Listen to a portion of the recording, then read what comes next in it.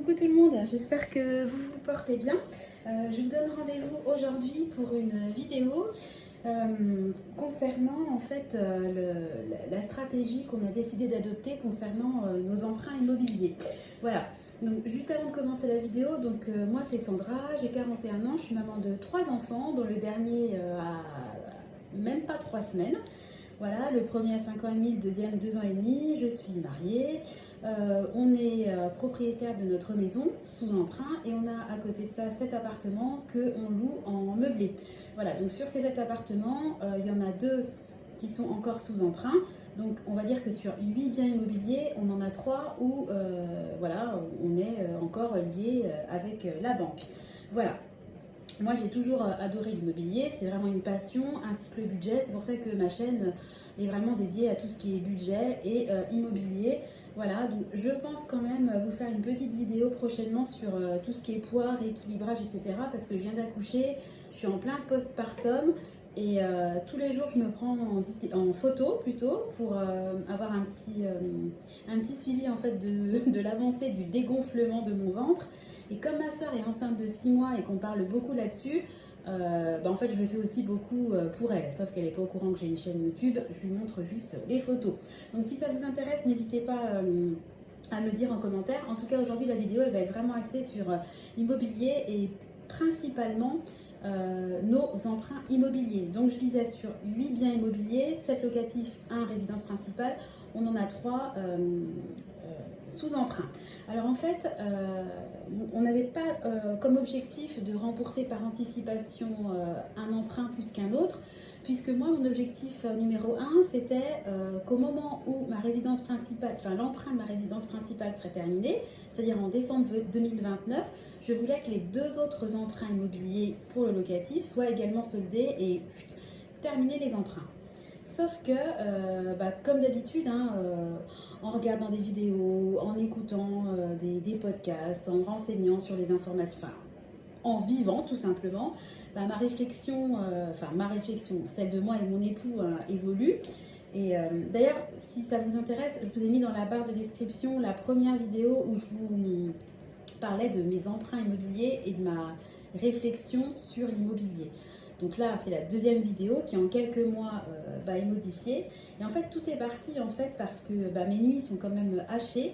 Donc voilà, le bébé il boit, après il faut le faire digérer, il s'endort pas forcément tout de suite. Et ce que je fais, c'est que pour rester éveillée, j'ai souvent un AirPod dans l'oreille, je mets pas les deux.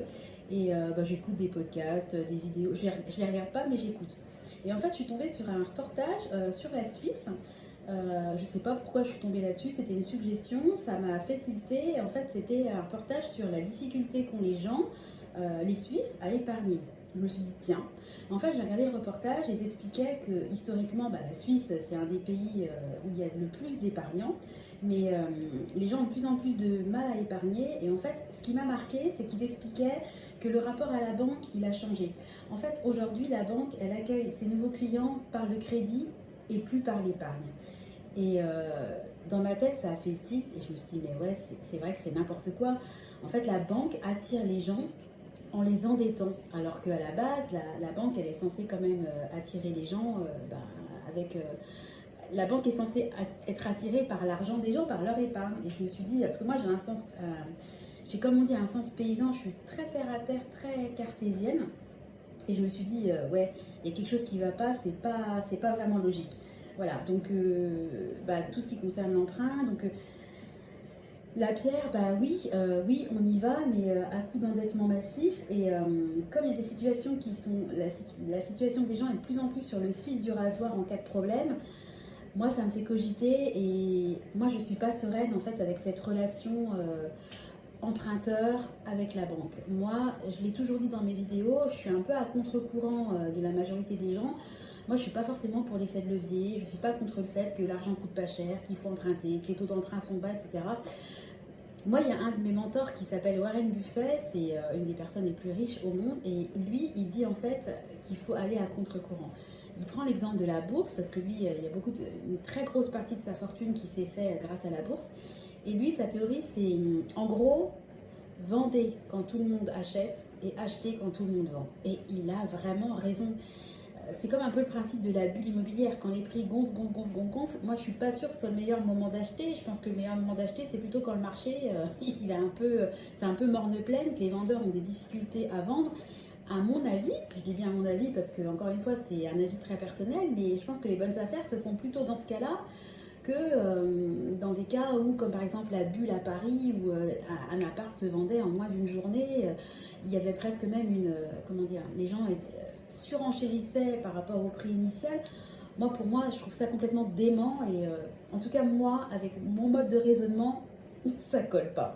Voilà, donc quand j'ai vu ça, ça m'a fait tilt et puis c'est vrai que je regarde très très peu les infos, mais je trouve qu'en ce moment, il y a quand même vraiment un côté ultra, c'est vraiment la sinistrose. On n'arrête pas de nous parler que le gaz, l'électricité, ça va augmenter. Les gens, je commence à voir des forums, ils ont des régules, des notes pharaoniques. Je sais pas, ils payent 150 euros par mois. Ils ont des appels maintenant à payer plus de 300, 400 euros par mois. Enfin, tout est fait en fait pour que bah voilà, je trouve qu'il y a vraiment un côté très très pessimiste sur l'avenir et moi je l'avoue, alors je ne sais pas si c'est bien et je ne veux pas du tout inciter les gens à retirer leur épargne, etc. Pas du tout, mais moi j'ai un côté quand même où j'ai quand même tout ce que j'ai, je l'ai eu à la sueur de mon front et un de mes objectifs numéro un, bah évidemment, c'est de un jour vivre de nos biens immobiliers, d'assurer l'avenir de nos enfants, etc. Mais en tout cas, aujourd'hui, mon objectif numéro un, il est quand même de sécuriser mon emprunt. Donc, on a quand même eu le cas en 2008 où il y a quand même, il a été évoqué quand même à plusieurs reprises, hein, le fait que l'épargne puisse potentiellement être réquisitionnée, hein, l'épargne des particuliers, j'entends. Et moi, ça s'est resté quand même dans un coin de ma tête. Et c'est vrai qu'à partir de ce moment-là, j'ai quand même eu beaucoup moins confiance, entre guillemets, envers le système bancaire, etc. Ça m'a fait beaucoup réfléchir. J'ai même hésité à un moment donné à retirer mon argent, mais bon, l'argent liquide chez soi, c'est même pas la peine. Je rappelle que nous, on s'est fait cambrioler 2 fois, c'est terminé. C'est bien pour ça que je fonctionne uniquement en virtuel. Mais c'est quand même resté dans un coin de ma tête. Et moi, mon objectif, c'est à la fois de sécuriser mon argent et puis d'investir dans quelque chose de sûr. Moi, je me dis, si notre argent est investi dans la pierre, on va pas nous réquisitionner. Enfin, tout est possible, mais je pense que ça serait beaucoup plus facile de réquisitionner l'argent liquide des Français, c'est-à-dire leur épargne sur leur compte, que d'aller réquisitionner des appartements. Vous en faites quoi de l'appartement? Il y a un locataire dedans, je vois pas trop comment ça va se passer. Même moi, en tant que propriétaire, si demain j'ai besoin de liquidité, si je veux vendre mon appartement, il y a un locataire dedans, il va falloir que je mette l'annonce, que je le vende. Il y a des délais au niveau du notaire, ça prend énormément de temps. L'argent liquide, c'est quand même beaucoup plus facile de l'avoir en tant qu'épargnant et de le réquisitionner potentiellement en tant qu'État. Donc, tout ça pour dire, je suis bavarde, je n'ai pas changé, que on a réfléchi et on s'est dit qu'en fait, sur les 3 appartements qu'on allait avoir, on allait en rembourser un. Voilà, ça va faire aussi que notre patrimoine net, il va augmenter puisqu'on n'aura plus d'emprunt.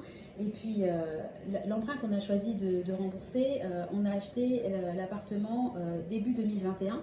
C'est pour ça qu'il n'y a pas longtemps, j'ai eu des frais de notaire qui ont été remboursés. On a eu un petit peu plus de 300 euros que j'ai placé ce mois-ci. D'ailleurs, c'est ça aussi qui a participé à ma réflexion. Et forcément, comme l'emprunt il est récent, les frais liés aux intérêts et à l'assurance, multipliés par le nombre d'échéances qui nous reste à payer, ça représente quand même une somme puisqu'on a emprunté en 2021 et cet appartement-là est censé être payé en fin 2035. Voilà. Moi, à la base, je voulais rembourser les 3 emprunts, je vous ai dit, en même temps. Et pour ce faire, on épargne. Pour l'instant, rien n'est figé. On épargne tous les mois sur un PEL, donc plan épargne logement. L'argent qu'on épargne tous les mois, il est bloqué. Donc, si vous voulez, ça ne va pas nous faire une différence au niveau de l'épargne. L'argent sur ce PEL-là, on ne peut pas le prendre, s'en servir, le remettre, etc. Un PEL, à partir du moment où on décide d'utiliser l'argent qu'il y a dessus, le PEL, il est cassé, c'est terminé. Donc, cet argent-là, si vous voulez, l'argent qu'on a sur le PEL, pour nous, c'est vraiment de l'argent qui dort. On n'a même pas l'impression de l'avoir, si vous voulez. Tous les mois, on fait des versements, on sait qu'il y a tant qui part sur ce compte-là, mais on sait qu'on ne peut pas, de toute façon, y avoir accès. Donc, on se dit, au lieu de ne pas y avoir accès, est-ce qu'il ne serait pas plus intelligent tout simplement de le clôturer, mais par la même occasion, de terminer un emprunt. Alors, c'est un petit emprunt hein, qu'on a fait, on ne se parle pas de centaines de milliers d'euros, hein, on est bien loin de ça, mais moi, compte tenu de la conjoncture, compte tenu du fait qu'on a aujourd'hui la possibilité de rembourser un emprunt, je me dis, mais pourquoi attendre jusqu'à fin 2029 pour rembourser les 3 en même temps? Pourquoi ne pas n'avoir plus que 2 emprunts, se débarrasser d'un emprunt? En sachant que si on rembourse cet emprunt-là, il me restera 4 000 euros de bénéfice, entre guillemets, par rapport à la somme initiale qu'on a sur le PEL. Si on rembourse l'emprunt, il nous restera 4 000 euros. Donc ces 4 000 euros-là, nous, ce qu'on aimerait faire, c'est les placer sur le compte qui est dédié à nos appartements. Vous savez, on a un compte épargne qui est dédié aux appartements pour tout ce qui est ça, charges, travaux éventuels, etc.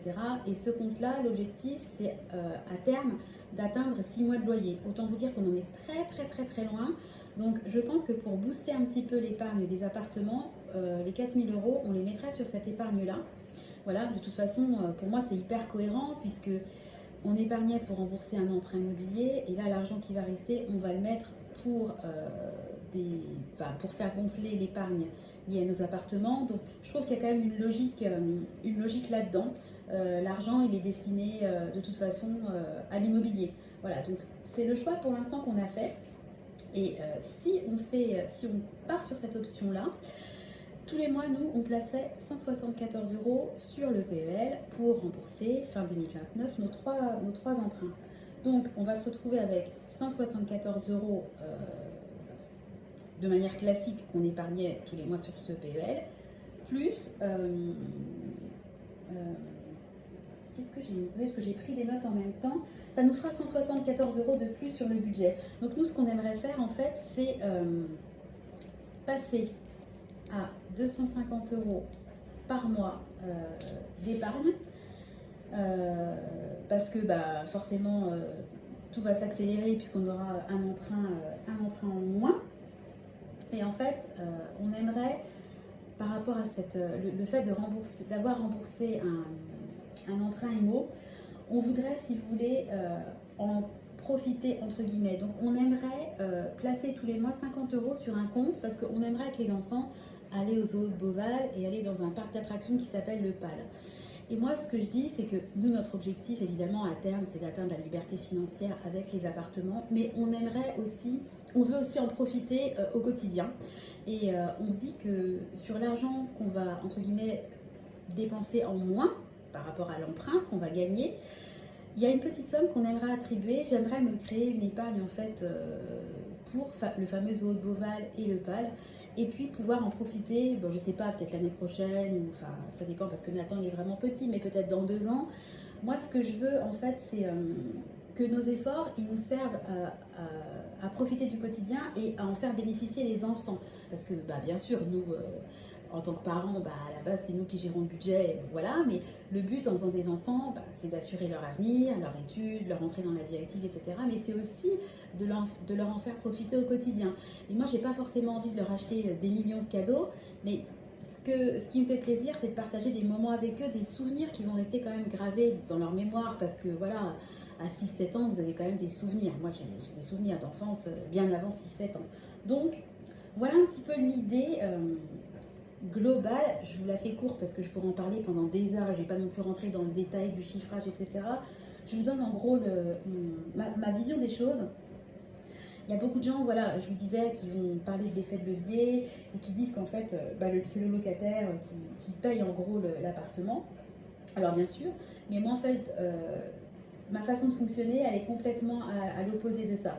Moi, je budgétise et j'anticipe pour pouvoir profiter au quotidien et au présent, pas dans 15 ans, quand le locataire, effectivement, aura payé mon studio et que je n'aurai pas, c'est pas moi qui aurai remboursé l'emprunt.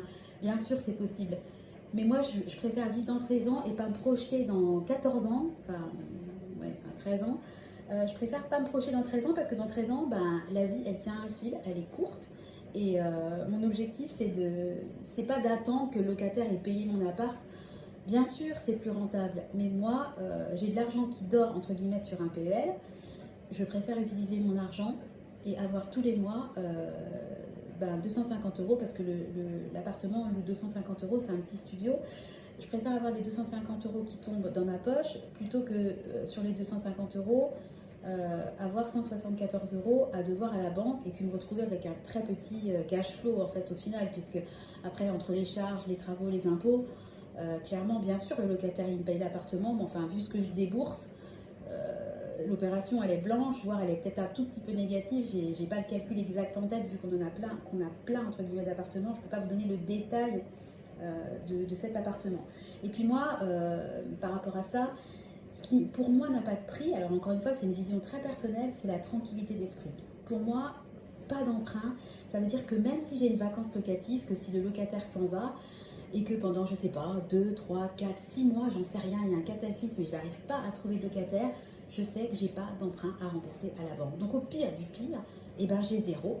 Bon, j'aurai toujours les charges qui vont tomber, mais ça comme tout le monde, hein, que vous soyez propriétaire, bailleur, locataire ou propriétaire de votre résidence principale, bah, les charges elles tombent. Hein. Vous avez l'eau, le gaz, l'électricité, en appartement vous avez les frais, les charges du syndic, en fait, etc.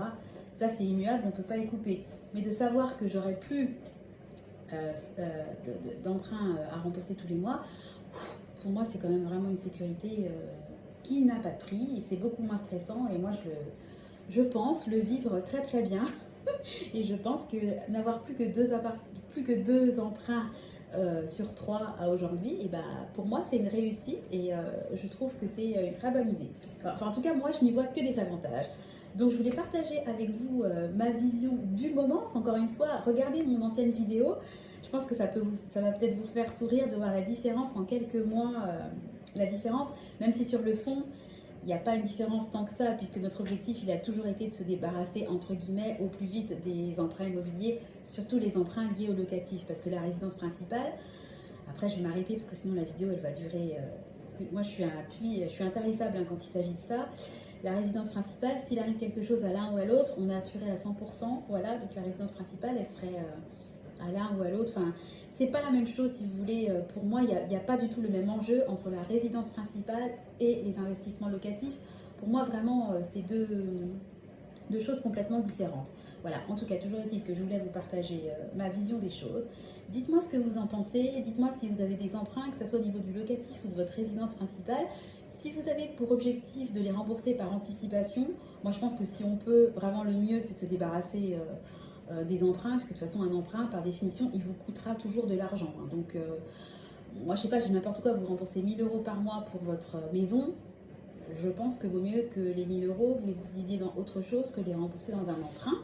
Après, encore une fois, c'est ma vision. Il y a des gens qui vont vous dire aussi, n'achetez pas votre résidence principale. Si vous voulez investir, ils vont vous conseiller de déjà commencer par l'investissement. Moi, franchement, je pense qu'il vaut mieux quand même avoir un toit parce qu'encore une fois, en cas de cataclysme, tout peut arriver dans la vie. On l'a bien vu avec le Covid. Je pense que personne ne s'attendait à être confiné, à vivre pendant des années avec un masque sur le nez, même des enfants à devoir faire des tests, avoir le Mikado dans le nez là, pour pouvoir aller à tel ou tel endroit.